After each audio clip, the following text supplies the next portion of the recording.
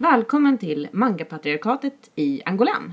Det här är en vlogg-dokumentär med lite lägre ribba än vi vanligtvis har i våra avsnitt. Och här kommer vi att dokumentera våran resa till seriefestivalen i Angoulême. Står och väntar på våra väskor för vårt tåg som går om 3/4. Och jag är ganska så nervös för att vi inte ska hinna med det. Men det som kommer hända är att vi tar väskorna, läser upp dem på en vagn och springer bara helvete till tåget. Kommentar, Randi Johansson, Mangapatriarkatet. Cool!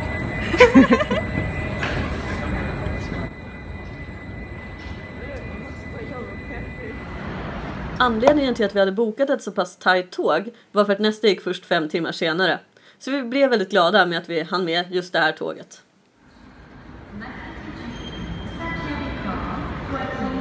Efter flygresan till Paris så tar tågresan till Angoulême 3,5 timme.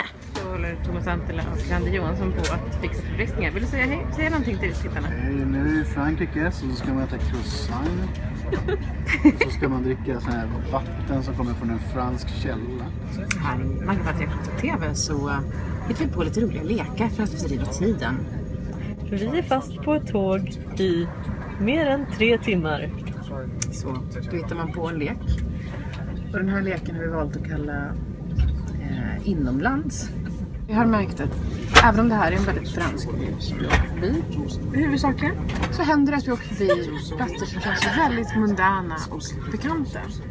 Och det är därför då att leka inomlands, att man då helt enkelt tar den här franska byn och översätter den till vad vi associerar den till i Sverige. Halland. Gärna. Det ser inte ut som någonting. Ja. The quest continues. Ja. Det var en ganska tråkig tågresa, okej. Vi är på ett Muminmingel i seriemuseet och det är smockfullt. Vi fick köa för att få komma in och det är jättefint. Så, Thomas, du är ju här för första gången. Hur tycker du att den här utställningen är? Ja, den är helt otrolig. Vad visar de här inne då? Ja, det är då Mumin-animen. Berätta lite om den. Ja, är den här som kommer från 90-talet. Den ser mer modern ut än 70-talsserien. Jag har inte sett den så jag vet inte riktigt vad den handlar om.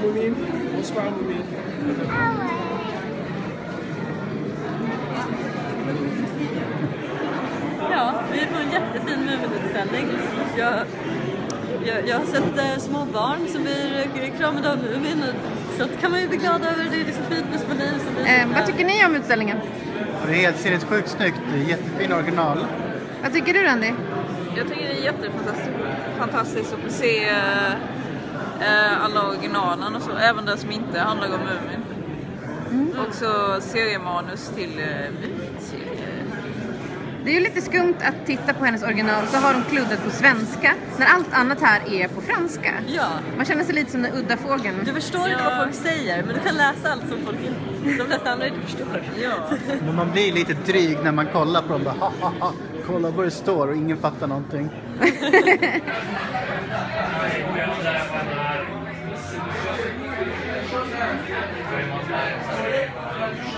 Skål! Mangapatriarkatet ute! Ja. Dagens tema har varit dels jakt på mat, jakt på matten, språkbarriärsproblem.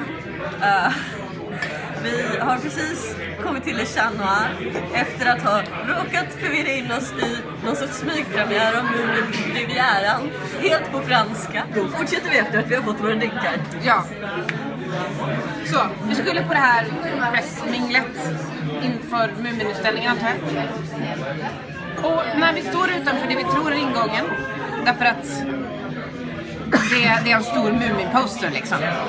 Då kommer en man och bara viftar iväg med oss. Vi ska hit så här. Vi bara, okej. Vi är press typ, svänger på. Och så visar han oss en hemlig gång som går liksom över och under och genom seriebiblioteket. Så att vi kommer ut på andra sidan och kommer till en lokal där då själva seriemuseet där då vi får tillgång till den här utställningen då som ska öppna imorgon i förväg då, tydligen. Cool, tänker vi. Det här är ju inte direkt förmingel för Mumin-event, men det här är ju helt okej, känner vi. Så vi traskade runt och tog massa coola bilder som ni kommer att få se.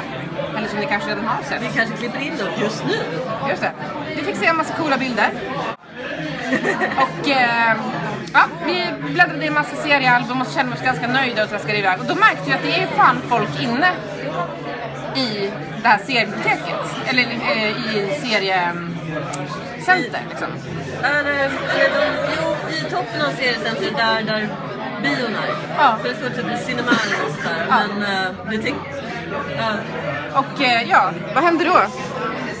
Så det står, vi kommer fram till dörren och så är det 2 stycken som håller på att försöka övertala en vakt att de vill komma in. Och vakten är jättestor och jätteläskig. Och jag håller, och jag är så här, ska vi bara skita i det här?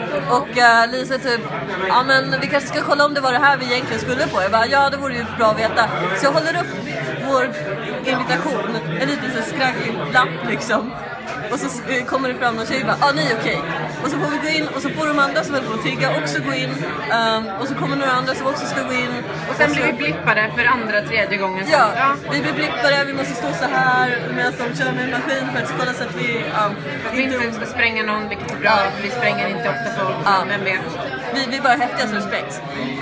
Och sen så säger någon typ, skynda, det börjar snart. Eller något. Vi kan inte svenska. Det är den vägen, tror vi. För att vi frågar så här, parlez-vous anglais? Och hon sa, no. Så bara, den vägen. Vi tänker, okej, vi går igenom 2 dörrar. Och det var här någonstans så fick vi den isande insikten om att vi är i en biograf. Så vi går dit och det har precis avslutats en presentation inför den här filmen som kommer nu. Och vi tänker, vad gör vi? Och man kan liksom inte gå någonstans för att alla har sett oss. Det är ljus där, vi sätter oss ner. Lyset går där. Ett tillägg här, vi kunde inte gå någonstans i vilket fall. För att, look at this bitch. Lisa är jätteröd. Det är en extremt röd, nu syns inte det så bra för så mörkt, men det här är en extremt röd kappa. Det spelar ingen roll var jag går, jag är ett stoppljus. Det är liksom kört. Ja, det ska du eller jag. Ja. Så vad händer? Vi sätter oss i biografen. Det blir mörkt. Och jag frågar Lisa, vad gör vi nu? Och Lisa svarar, vi ser väl på bio. Och sen såg vi hela Mumin-filmen. Mumin-Rivieran på franska. Så. Och det, alltså många skämt förstår vi ju. För det är liksom, ja men de berättar så mycket med hur de kroppsspråk och mera. Men det är en massa så här typ ordvitsar och så som går oss helt förbi. Och vi sitter där och bara, vad gör vi? Varför tittar vi på det här? Men vad fint det är. Men vad säger de nu? Varför gör de så? Okej. Vilket leder oss till en så här ledande efterfrågan. Thomas Antila, vad tyckte du om filmen? Alltså jag tyckte det var bra tills den här konstnären kom, för han snackar så jävla mycket. Så tills han kom så hängde han med ganska väl. Okej. Randi, vad tyckte du om filmen? Jag gillade den, även om jag inte förstod så mycket. Men alltså, bilderna talar ju för sig själva så att säga ofta. Sen var det mycket så här, sidospår som man inte riktigt fattade. Varför hände det? Ja, hundar. Varför målade Mumimamma en hundgrandig? Ja, varför gjorde hon det? Vanligt talat, vi måste prata om det här. Jag tror jag vet. Alltså jag tycker det är jättekonstigt. Jag vet. Och det sjukaste var att jag trodde att djur var djur. Jag trodde liksom att en hund som har suttit och gläft och inte sagt någonting i halva filmen är fortfarande en jävla hund. Och sen plötsligt bara, oj, vad säger du? Nej, den hade en sån jättelen pojkröst. Åh, min mamma, bla bla bla. Och man såhär, kan man prata? Kan Mumin-mamma prata med djur? Varför kan jag sitta här uppe? Ja, men de hade ju interagerat utan ord jättelänge och plötsligt bara, den var så här typisk hund. Det finns så många djur i Mumin-världen som är så här lite djuriga men mänskliga liksom. Men den här, den var bara hund. Den typ morrade lite på sin höjd. Den åt ben och så plötsligt så började den prata. Och så var det jättemycket så här sexiga små romanser mellan djuren i bakgrunden. Ja, men de tyckte jag var fina. Ja, men det var bara så himla så här, det här är ju en fransk film. Men jag vet varför hon målar hunden. Det var för den första hunden ville leka med en katt som var randig. Och min mamma frågade, hej katt, kan inte du leka med den här hunden? Och katten bara, nej, fuck you, och springer iväg, precis som en vanlig katt. Och då hittar hon en hund som hon målar randig för att den ska se ut som en katt. Så att de ska bli kompisar. Men det var ju inte ens en... Den var väldigt hundlik. Det var en väldigt underlig konflikt som jag kräver att få ett svar. För det enda jag förstod av den här tårdrypande grejen när hunden börjar prata är att han säger någonting om att det är en katt jag så gärna skulle vilja någonting. Och jag vet inte. Men ja, det var väldigt konstigt. Kände du det att så här i boken? Kände du att det här var så här, filmens största plot hole, Thomas Antela? Alltså jag vet inte. Vi måste sätta upp en varning i början av den här videon om att vi spoilar Muminfamiljen på premiären.